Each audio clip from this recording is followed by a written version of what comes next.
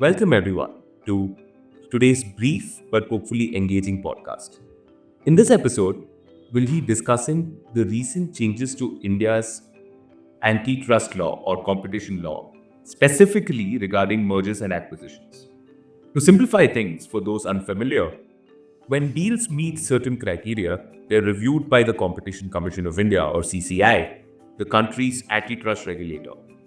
The aim is to ensure that these deals don't harm competition, drive up prices, or limit consumer choice.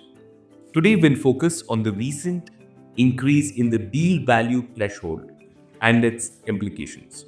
I'm joined by members of our competition law team, Anirudh Arjun and Sapna Kataria. Anirudh, I'll start with you. Can you tell our listeners why the deal value threshold was of 2,000 crores was introduced by the Competition Commission of India in September 2024?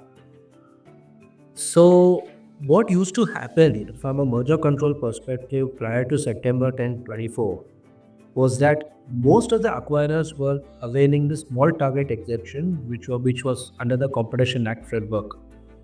So, the small target exemption was available where the target's consolidated turnover in the preceding financial year is below INR 1,250 crore, or if the target's consolidated assets in the preceding financial year is below INR 450 crore.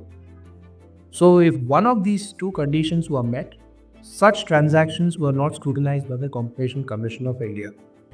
So what we have seen in the past is that if you take up the infra sector, where it's an asset heavy sector, for example a road or a power project, the gestation period for hitting a revenue of of more than 1,250 crore typically takes 7 to 8 years. So foreign investors entering these sectors used to avail the small target exemption, and such transactions were not scrutinized by the CCI. In order to bridge this gap, the CCI introduced this deal value threshold of INR 2,000 crores so that such transactions will also be scrutinized by CCI. Thanks, Anirudh. That's very interesting. But that leads to a natural question. What all is considered for determining this deal value threshold? Or should we only consider the value of the current transaction, or should any other considerations also be factored in? Yeah, so CCI, through a slew of amendments which are effective on and from September 10, 2024, laid out the mechanism for arriving at this INR 2,000 crore number. So there are certain criteria which needs to be considered for determining the deal value threshold. First is the obvious thing that the value of the current transaction will need to be considered. The second is, if the acquirer has done any transaction in the past in relation to that target in the preceding 2-year window, the value of such transactions will also need to be considered for arriving at the 2,000 crore number. Thirdly, in the transaction documents, typically we see that the acquirer will also commit to certain funding in the next 2 years. So if the acquirer has committed to any sort of funding in the target or any of its group entity in the next 2 years, the value of such commitments will also need to be considered for determining the deal value threshold. Lastly, any interconnected transactions and any call options, the value of both of these aforementioned interconnected and call option transactions will need to be considered for arriving at the 2,000 crore number. So broadly, this is the criteria or the mechanism which CCI has established for arriving at the 2,000 crore number. Thanks, Anirudh. Sapna, I'll turn to you now. We heard from Anirudh just now about the different considerations that are applicable to calculate the deal value threshold. Tell us, if that determination is made that the value is about 2,000 crores, do all transactions then automatically become notifiable to the CCI?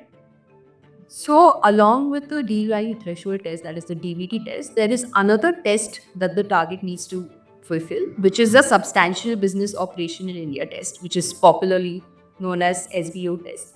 So it's DVT plus SBO test, and under SBO there are 3 tests that needs to be fulfilled, which is either or condition. If they fulfill any of it, then they will have to notify the transaction.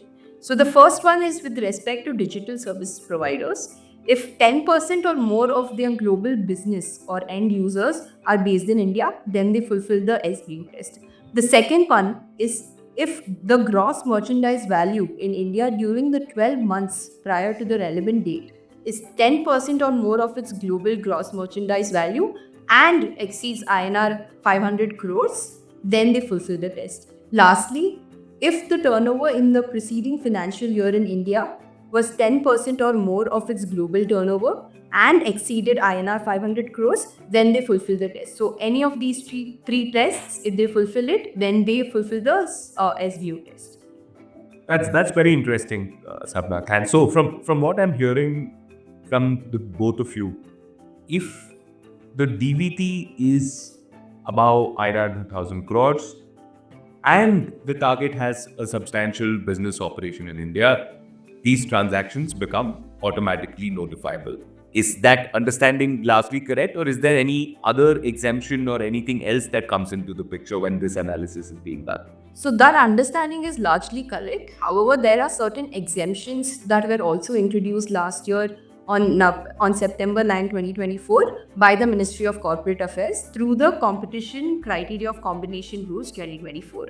So these exemptions are largely based on the shareholding percentage that the acquirer is going to acquire in the company, whether they are going to acquire the shares for the first time or whether they're crossing 25% or 50%. However, largely it's based on whether they are acquiring control in the entity or not.